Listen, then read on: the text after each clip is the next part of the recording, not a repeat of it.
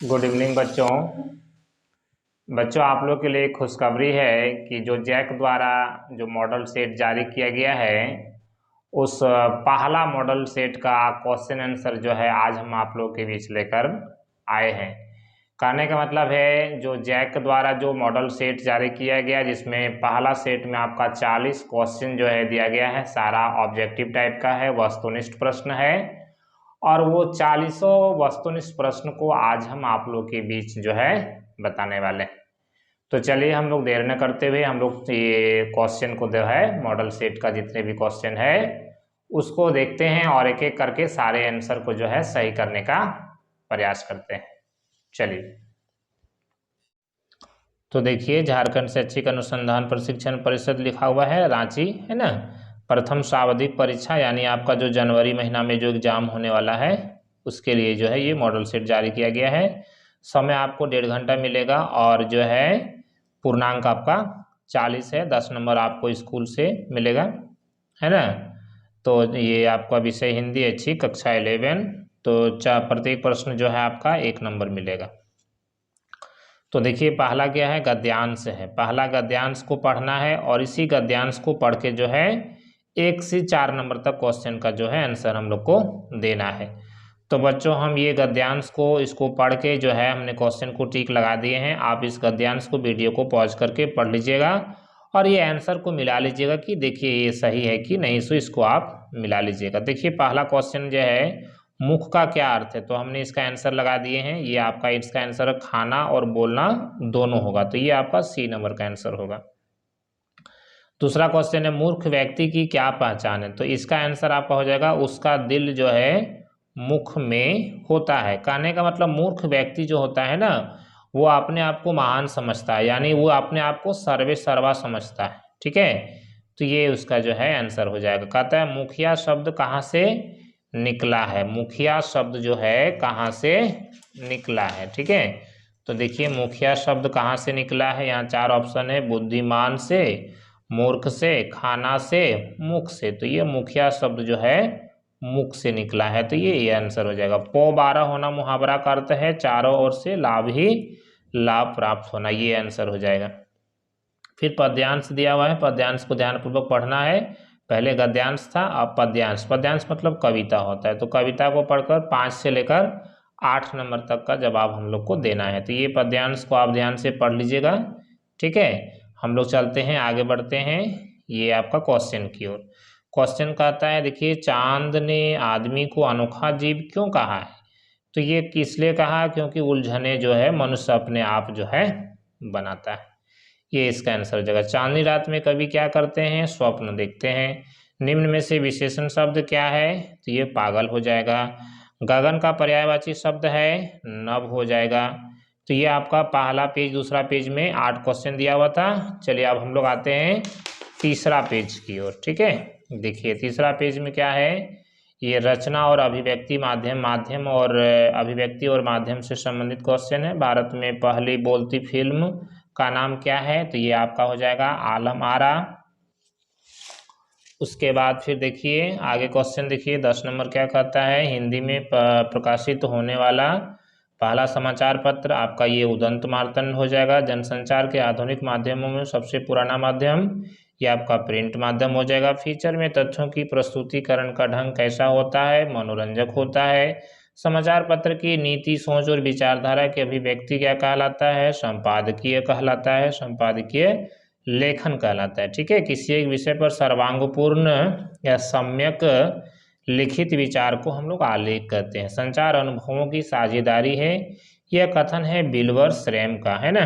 निम्न में कौन एक पत्रिका नहीं है, तो आप लोग को पता ही होगा प्रभात खबर, ये क्या है, ये समाचार पत्र है, बाद बाकी सारा जो है पत्रिका है। मुद्रण, ध्वनि, दृश्य, ये आपका इंटरनेट के अंदर सारी चीज जो है आ जाता है, इसलिए इसका आंसर हो जाएगा इंटरनेट। चलिए हम लोग आप देखते हैं 18 नंबर क्वेश्चन, देखिए क्या है, संचार के मुद्रण माध्यम में किसे शामिल किया जाता है। मुद्रण मतलब होता है छपाई में, लिखने में, तो पत्रिका भी होता है, पंपलेट भी होता है, समाचार पत्र भी होता है, तो ये आपका डी नंबर का आंसर हो जाएगा। चलिए आगे देखिए हम लोग देखते हैं, प्रस्तुत पंक्तियों के कवि हैं, तो ये आपका हो जाएगा यहाँ कहता है ना, बालम आवो हमारे गेहरे तुम बिन दुखिया देहरे, तो ये कबीरदास का कविता है, तो कबीरदास हो जाएगा। उपरोक्त पंक्तियों में केंद्र में क्या है, कहने का मतलब ये जो कविता लिखा गया है इसका केंद्र बिंदु क्या है, तो इसका केंद्र बिंदु प्रेम है ना। दाम्पत्य प्रेम नहीं है, यहाँ पर वात्सल्य हम कर सकते हैं, ठीक है। दाम्पत्य प्रेम हो जाता है, पारिवारिक प्रेम हो जाता है, इसलिए वात्सल्य आपका सटीक उत्तर जो है होगा। यहाँ कवि ने स्वयं को किस रूप में प्रस्तुत किया है, तो विरहिणी स्त्री के रूप में प्रस्तुत किया। यहाँ बालम किसका प्रतीक है, तो ये निर्गुण ब्रह्म का प्रतीक है, बालम निर्गुण ब्रह्म का है ना, क्योंकि कबीरदास जो है निर्गुण संत थे, सगुण संत थे तुलसीदास, कबीरदास जो है निर्गुण ब्रह्म को मानते हैं, इसलिए जो है कवि ये निर्गुण ब्रह्म हो जाएगा। सूरदास किस काल के कवि हैं, तो ये भक्ति काल के कवि हैं। कौन खेल में हारने पर भी हार नहीं मानते हैं, ये श्री कृष्ण हो जाएगा। नंदलाल ही नाना भांति नचावती में कौन सा अलंकार है बोल रहा है, ठीक है।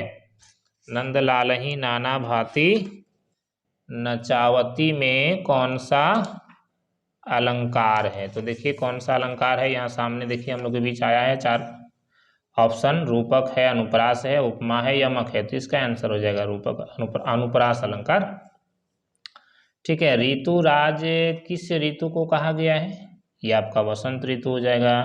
बरत तो बोरियों पे निचोरत बने नहीं, ये आपका होली का वर्णन किया गया है ना, होली में, ठीक है। आगे है आपका देखिए ये फिर आप एक गद्यांश आ गए यहाँ पर, है ना। कितना सुंदर संचालन है, कितनी सुंदर व्यवस्था, लाखों सिर एक सिजदे में झुक जाते हैं, ये आपका ईदगाह कहानी से लिया गया है। उपरोक्त गद्यांश में किसका वर्णन है, ईद के नमाज का वर्णन है। सिजदे का क्या अर्थ होता है, नमाज पढ़ते समय माथा टेकने की क्रिया। प्रस्तुत पंक्तियों के लेखक कौन है, तो ये तो आप लोग सभी को जानते होंगे, ईदगाह कहानी का लेखक है प्रेमचंद। चलिए 32 नंबर क्वेश्चन देखिए क्या है, 1.5 माह पूर्व मकान का किराया विभाग की छठ क्लर्की से किसकी छट नहीं हुई थी, तो मुंशी चंद्रिका प्रसाद की जो है छटनी हुई थी। आगे है देखिए, दोपहर का भोजन पाठ में खाने में किसकी तरकारी बनी है, तो ये चना की हो जाएगा आंसर। टॉर्च बेचने वाले कहानी पात्र में सूरज छाप जो है टॉर्च की बेटी को कहाँ फेंक देता है, ये आपका नदी में फेंक देता है, ठीक है। गूंगे किस विधा की रचना है, तो ये आपका कहानी हो जाएगा। अरे क्यों रे तूने चोरी की है, तो ये आपका आंसर हो जाएगा चमेली, चमेली ने कहा था गूंगे को, है ना। अंडे की छिलके एकांकी के लेखक हैं मोहन राकेश। गोपाल सबसे छिपकर क्या पीता था, सिगरेट पीता था। वीना अपने देवर श्याम से कितने अंडे मंगाती है, तो बच्चों देखिए यहाँ पर क्वेश्चन थोड़ा सा मिसप्रिंट है, पाठ में जो है 4 और 6 दोनों लिखा गया है, 4-6 लिखा हुआ है, 4-6 है ना, तो आप इसमें से दोनों में से एक टिक लगाइएगा तो सही हो जाएगा, और नहीं तो यहाँ ऑप्शन में आपका जो है बी ए और सी, ए और बी दोनों होना चाहिए था। यहाँ क्वेश्चन मिसप्रिंट है, इसलिए यदि 4 परीक्षा में रहे तो भी टिक लगाना है, 6 टिक लगाना है, लेकिन इस तरह का क्वेश्चन आपका नहीं रहेगा, ये थोड़ा सा मिसप्रिंट है। आगे है राधा के पति का क्या नाम था, तो ये राधा के पति का नाम है माधव, है ना। तो ये आपका सारा क्वेश्चन हो गया 40 क्वेश्चन। उम्मीद है आप ये 40 क्वेश्चन को समझ गए होंगे, है ना। तो बच्चों प्लीज़ हमारा ये चैनल को जो है आप लोग सब्सक्राइब कीजिए, शेयर कीजिए, और जो है आप अपने दोस्तों को, है ना, शेयर जरूर कीजिएगा, ताकि जो है आपके दोस्त यार भी जो है आपकी तरह जो है परीक्षा में पास हो सके, है ना। Thank you.